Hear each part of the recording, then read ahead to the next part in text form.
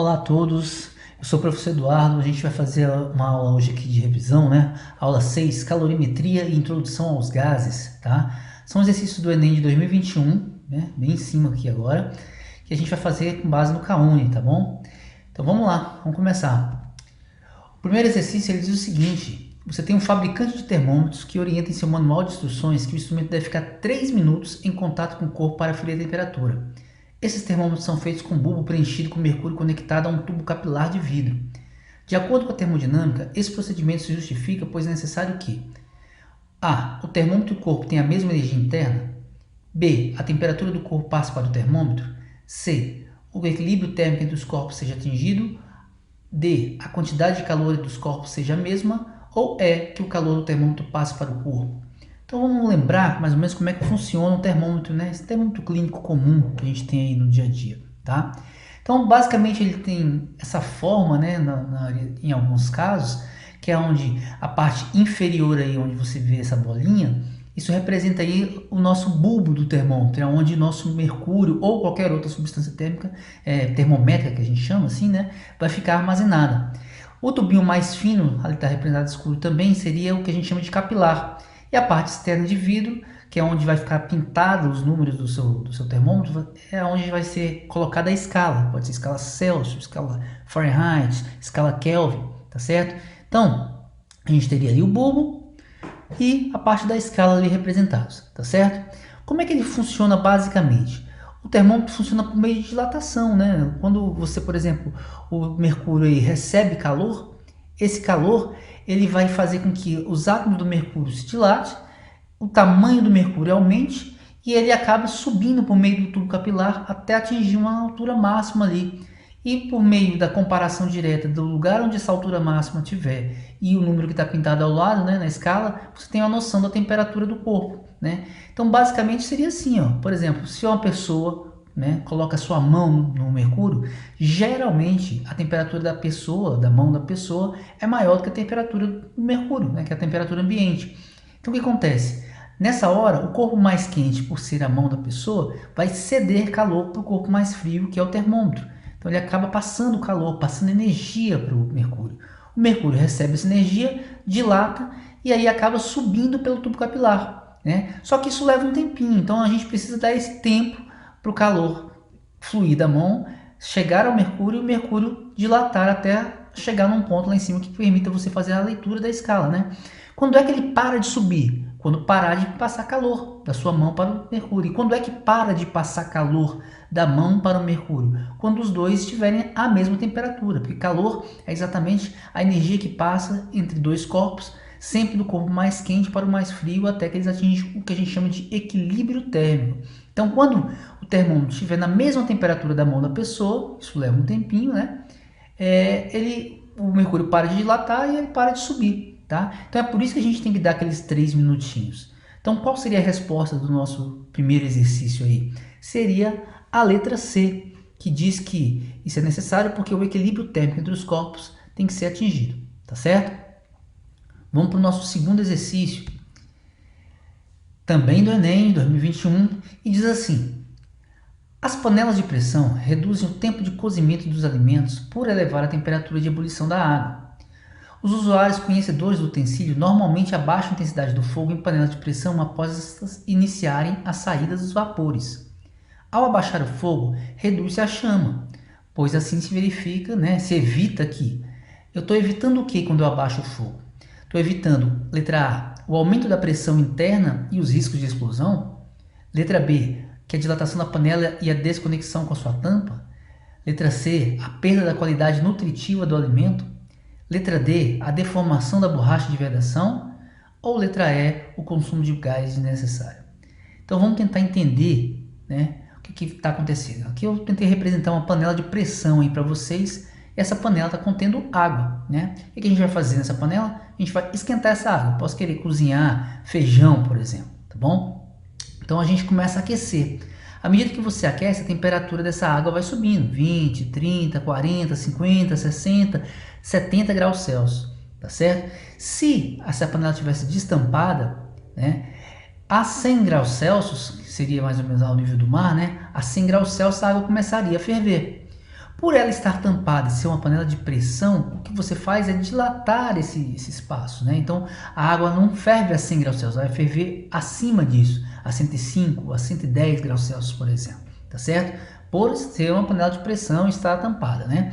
Então o que acontece? À medida que você vai aquecendo, a água vai esquentando, esquentando, esquentando, e quando ela atinge a temperatura de fervura, né? Quando começar a surgir bolinhas aí na água, ela começar a evaporar, né? Que é o que a gente vai chamar de temperatura de ebulição. Nessa hora, ela está na temperatura de ebulição dela, para aquela pressão que você está submetendo esse cara. Ou seja, nessa hora o líquido está mudando de líquido para vapor, é uma mudança de fase, né? E na mudança de fase, a gente já viu na sala que durante a mudança de fase a temperatura permanece constante. Então, você pode daí dar muito mais calor que você queira, mas a temperatura não vai sair disso. Digamos que esteja aí 105 graus Celsius. Vai ficar 105 mesmo que você triplique ou quadruplique essa chama aí, né? O que vai acontecer é que enquanto toda essa água aí não virar vapor, a temperatura não vai aumentar, né? Então, basicamente, nessa hora que ela começa a ter vapor, formação de vapor ali dentro, né? É a hora que a panela começa a sair o vaporzinho lá em cima. E nessa hora, você tem a certeza de que está tendo vapor lá dentro, significa que você também tem a certeza de que a água está evaporando, né? Entrando em ebulição lá dentro. E isso acontece a temperatura constante, então não precisa mais ficar dando calor continuamente, né? Basta manter o calor, né? Porque se eu também desligar o fogo, a água, por estar mais quente que a parte externa, começa a perder calor e aí a gente perde o nosso processo. Então eu só vou manter, e para manter isso basta que eu reduza um pouco a chama aí do fogo. Então a gente reduz essa chama aí basicamente para evitar desperdício do gás, tá certo? Então a resposta do nosso exercício seria a letra E, né? Para evitar o consumo de gás desnecessário. Tudo bem? Vamos para o próximo exercício. Exercício 3, né? Também do Enem de 2021, que diz assim: a fritura de alimentos é um processo térmico que ocorre a temperaturas altas, aproximadamente a 170 graus Celsius. Nessa condição, alimentos ricos em carboidratos e proteínas sofrem uma rápida desidratação em sua superfície, tornando-a crocante. Uma pessoa quer fritar todas as unidades de frango empanado congelado de uma caixa. Para tanto, ela adiciona todo o conteúdo de uma vez em uma panela com óleo vegetal a 170 graus Celsius, cujo volume é suficiente para cobrir todas as unidades. Mas para sua fritação, ao final do processo, elas se mostram encharcadas de óleo e sem crocância. As unidades ficaram fora da aparência desejada em razão do quê? Né? Da evaporação parcial do óleo, da diminuição da temperatura do óleo, da desidratação excessiva das unidades, da barreira térmica causada pelo empanamento ou da ausência de proteínas e carboidratos nas unidades, né? O que pode ter causado essa diferença naquilo que você queria sobre a aparência das frituras aí, tá certo? Então vamos tentar entender basicamente aqui, ó. Isso aí está representando uma frigideira, né? E aquele líquido lá dentro seria o óleo, né? Então você está esquentando esse óleo, esquenta, esquenta, esquenta, esquenta, até chegar no ponto que eu quero, que são 170 graus Celsius, que ele está falando no nosso exercício. Então nessa hora o óleo está perfeito. Quando você coloca lá a sua fritura, né, aquilo que você quer fritar, né, o carboidrato ali vai desidratar rapidamente, né, essa temperatura faz ele desidratar rapidamente, e ele fica crocante na sua casquinha, tá certo? É isso que eu quero. O problema é que ele colocou o frango lá dentro e todo ele de uma vez só, né? E aí o resultado não foi o mesmo. Mas por que será que não foi o mesmo? Quando ele pegou o frango e jogou todo lá dentro ao mesmo tempo, né, mesmo com o óleo cobrindo tudo isso, pela quantidade de ser muito grande, o que aconteceu é que, como o frango estava congelado e o óleo está quente, nesse momento o óleo vai perder calor para o frango, né? Então ele perde calor, perde energia para o frango. E nessa de perder calor, o óleo acaba reduzindo a sua própria temperatura, ficando a temperatura mais baixa. E se ele está na temperatura mais baixa, abaixo dos 170 graus Celsius, né, que é o necessário para ter a fritura crocante direitinho, ele não vai fritar como você imaginava. Então ele vai acabar absorvendo esse óleo e não vai deixar nada crocante, né? Então o efeito basicamente que faz com que você não atinja o seu objetivo é que se jogar muito frango lá ou qualquer outro material, todo ele ao mesmo tempo, você vai acabar colocando um corpo muito frio dentro do óleo e ele vai perder calor mais rapidamente, né? Evitando que o óleo fique na temperatura ideal para sua fritura. Então a resposta aí do nosso exercício seria a letra B. as unidades ficaram fora da aparência desejada em razão da diminuição da temperatura do óleo, ok? Próximo exercício, também no Enem 2021. Ele fala assim: em um manual de instruções de uma geladeira constam as seguintes recomendações. Mantenha a porta do seu refrigerador aberta apenas o tempo necessário. É importante não obstruir a circulação do ar com má distribuição dos alimentos nas prateleiras. E a terceira, deixe um espaço de no mínimo 5 centímetros entre a parte traseira do produto, que é o dissipador serpentinado, que a gente chama de condensador, e a parede. Então, com base nos princípios da termodinâmica, as justificativas para essas recomendações são respectivamente, ou seja, quais são as justificativas para você cumprir cada uma dessas recomendações aí. Manter a porta aberta, né? Não manter a porta aberta durante muito tempo, não obstruir a circulação do ar e deixar um espacinho entre a parede, né? Ele falou o seguinte, são essas justificativas, né? Respectivamente. Então, para não manter a porta aberta lá, reduzir a saída de frio do refrigerador para o ambiente, garantir a transmissão do frio entre os alimentos na prateleira e permitir a troca de calor entre o dissipador de calor e o ambiente, respectivamente. Ou, letra B, reduzir a saída de frio do refrigerador para o ambiente, garantir a convecção do ar interno e garantir o isolamento térmico entre a parte interna e a externa. Letra C, reduzir o fluxo de calor do ambiente para a parte interna do refrigerador, garantir a convecção do ar interno e permitir a troca de calor entre o dissipador e o ambiente. Letra D, reduzir o fluxo de calor do ambiente para a parte interna do refrigerador, garantir a transmissão do frio entre os alimentos na prateleira e permitir a troca de calor entre o dissipador e o ambiente. Letra E, reduzir o fluxo de calor do ambiente para a parte interna do refrigerador, garantir a convecção do ar interno e garantir o isolamento térmico entre as partes interna e externa. Eu sei que ficou um pouquinho comprido, né, a gente ler assim desse jeito, mas vamos tentar lembrar como é que funciona basicamente um refrigerador, né? Então, olha só. Aqui a gente tem uma representação de um refrigerador. A parte superior aí seria o tradicional mesmo, né, onde a gente tem o evaporador, que a gente costuma popularmente chamar de congelador. E lá embaixo onde a gente coloca as verduras, né? No meio eu representei aí uma gradezinha para a gente colocar os alimentos ali dentro, tá certo? Então, basicamente, a ideia é que a parte lá em cima onde fica o congelador, que na verdade o nome certo é evaporador, ali fica a parte mais gelada da sua geladeira, mais fria. Então o ar frio está ali em cima.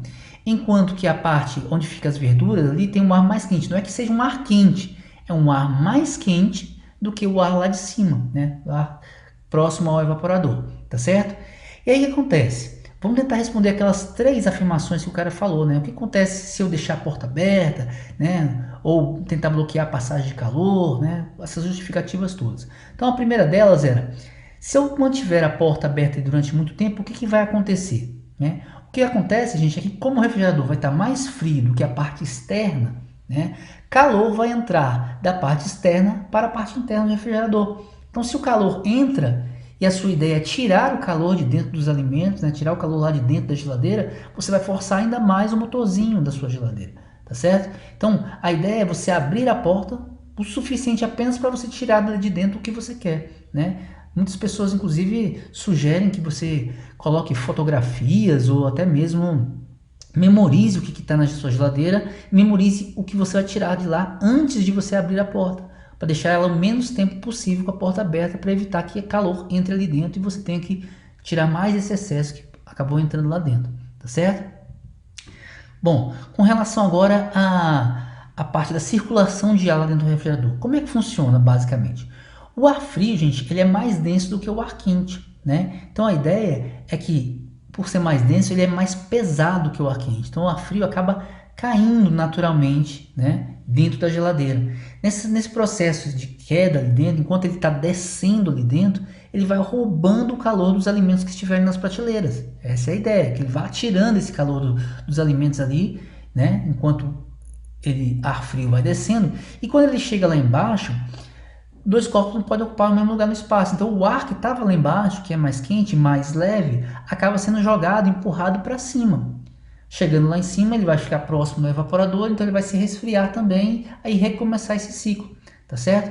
Então a ideia aí é não tentar bloquear esses caras, né? Evitar bloquear essa passagem, esse fluxo de calor, esse sobe e desce do ar quente lá para cima e do ar frio que vai descendo, que são as chamadas correntes de convecção. Então, se você encher muitos alimentos aí nessas prateleiras ou colocar paninhos, por exemplo, você vai estar bloqueando esse processo. Então, a sua geladeira não vai funcionar a contento, os seus alimentos não vão se refrigerar a contento, né? A gente precisa dessa circulação de ar. E por último, né, gente, o calor que está lá dentro da geladeira, ele tem que ser jogado para fora da geladeira. E quem faz isso é o seu condensador, aquela parte preta que fica atrás da geladeira, cheia de gradezinhas, né? Evitar também botar tênis, toalha, cueca ali atrás, tá certo? Porque é ela que é a responsável por jogar fora o calor para o ambiente. Então, como eu quero que o calor seja jogado fora, eu tenho que facilitar essa saída. Por isso que eu não posso colar a minha geladeira na parede, né? Ou bloquear essa região, né? Com armários e tudo mais, porque você está dificultando a saída desse ar quente. E se esse ar quente demorar a sair daí, a sua geladeira também não vai funcionar contente, ela vai começar a suar e tudo mais. Tudo bem? Então, qual vai ser a resposta do nosso exercício, né? Por que então eu não devo deixar a geladeira muito tempo aberta? Para evitar a entrada de calor. Por que eu não posso colocar muitos alimentos ali dentro? Para evitar, né, que você barre a convecção dos alimentos. E por que tem que deixar um espacinho no final da geladeira? É para poder o ar quente sair da maneira mais fácil possível. Dessa forma, a opção correta seria a letra C, que ela diz que é reduzir o fluxo de calor do ambiente para a parte interna do refrigerador. A segunda coisa, garantir a convecção do ar interno. E a terceira coisa, permitir a troca de calor entre o dissipador e o ambiente. Tá certo? Essa seria a resposta do nosso exercício aí. Vamos lá para o próximo? Exercício 5, também do INEP, aí, do Enem, né, de 2021. Diz o seguinte: os materiais são classificados pela sua natureza química e estrutural, e as diferentes aplicações requerem características específicas, como a condutibilidade térmica, quando são utilizados, por exemplo, em utensílios de cozinha, e assim os alimentos são acondicionados em recipientes, que podem manter a temperatura após o preparo. Considere a tabela que apresenta a condutibilidade térmica de diferentes materiais utilizados na confecção de panelas. Qual dos materiais é o recomendado para manter o alimento aquecido por um maior intervalo de tempo? Então vamos tentar entender. Essa condutibilidade térmica, gente, é a facilidade com que o material tem de conduzir o calor. Quanto maior for esse K, a condutibilidade, mais rapidamente o calor vai fluir através daquele material, né? Materiais que têm muita a condutibilidade térmica dele é alta, por exemplo, são os metais, né? Eles conduzem calor mais rapidamente do que outros materiais. E aqueles materiais que tiverem o K pequeno, significa que o calor demora a ser conduzido por essa superfície. Então são materiais isolantes térmicos, né? Repara na pergunta, ele quer qual dos materiais é recomendado para manter um alimento aquecido por um maior intervalo de tempo. Ou seja, ele quer evitar que o calor do alimento, né, seja perdido para o ambiente. Então ele não quer que a sua panela conduza, por exemplo, que o seu recipiente conduza o calor. Então ele precisa de um isolante. Isolante é o K pequeno. Então qual dos materiais que está aí na tabela teria o menor K, né? Então pela tabela você vê que o cobre tem 332, o alumínio 175, o ferro 40, o vidro 065 e a cerâmica 040. Então de todos, o menor Kzinho é o da cerâmica, né? Portanto, a cerâmica é um isolante térmico quando comparado com qualquer outro desses aí, tá certo? Ela conduz mal o calor em relação, por exemplo, ao cobre ou ao alumínio, que conduzem muito bem o calor. Então a resposta do nosso exercício seria a letra E, certo? Que é o 5 aí, a cerâmica. Vamos para o próximo exercício. Exercício 6. BTU é a sigla para British Thermal Unit, unidade térmica inglesa, que é definida como a quantidade de calor necessária para elevar a temperatura de 1 libra, ou seja, 0,45 kg de água, de 59,5 graus Fahrenheit a 60,5 graus Fahrenheit, sob pressão constante de 1 atmosfera. A unidade BTU é utilizada de forma errônea por diversos profissionais como sendo a potência de resfriamento do aparelho, né? Como se pode representar corretamente a unidade de potência com base na definição de BTU? Então vamos lá, vamos tentar entender mais uma vez o que ele está dizendo que é o BTU. BTU seria a quantidade de calor necessária para elevar a temperatura de uma certa quantidade de água em 1 grau Fahrenheit, né? Como é britânico, está em Fahrenheit aí. Há uma determinada pressão constante. Então repara, é uma quantidade de calor, é uma energia. Então BTU é energia, não é potência, né? Quando ele fala em um ar-condicionado tem tantos BTUs, ele está falando a energia que esse cara é capaz de fornecer para você, né? Ou tirar daquele ambiente. Então, como é que a gente poderia representar potência, né? Watts, por exemplo, com base na definição de BTU. Então vamos lembrar, o que é potência mesmo? Potência é dada por energia pelo tempo, tá certo? Nesse caso, quem vai fazer o papel de energia é o BTU. Então, a potência seria escrita como BTU pelo tempo. O tempo pode ser por segundo, por minuto, por horas, né? Como lá no enunciado as unidades estão em horas, a gente troca a potência por hora, por exemplo. Então ficaria assim, ó, potência seria tantos BTUs por hora, né? Então quantos BTUs você consegue, o aparelho refrigerador, por exemplo, consegue tirar, né, dali do ambiente numa determinada hora. Então esse por hora também pode ser escrito assim, ó, BTU vezes hora a menos 1, que seria uma unidade de potência, assim como o watt é uma unidade de potência, tá certo? Então a resposta do nosso exercício seria a letra A que está aí, BTU vezes hora menos 1. Tá certo? Que seria uma unidade de potência. Todas as outras aí não seriam unidades de potência, tá bom? Finalmente a gente tem aí o exercício 7, também do Enem de 2021, que fala assim: o leite UHT, do inglês Ultra High Temperature, é o leite tratado termicamente por um processo que recebe o nome de ultrapasteurização.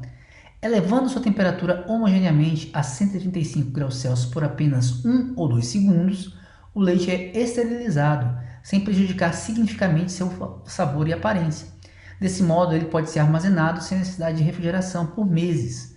Para alcançar essa temperatura sem que a água que o compõe vaporize, o leite é aquecido em alta pressão. É necessário, entretanto, resfriar o leite rapidamente para evitar o seu cozimento. Então, para tanto, a pressão é reduzida subitamente, de modo que parte da água vaporize e a temperatura diminua.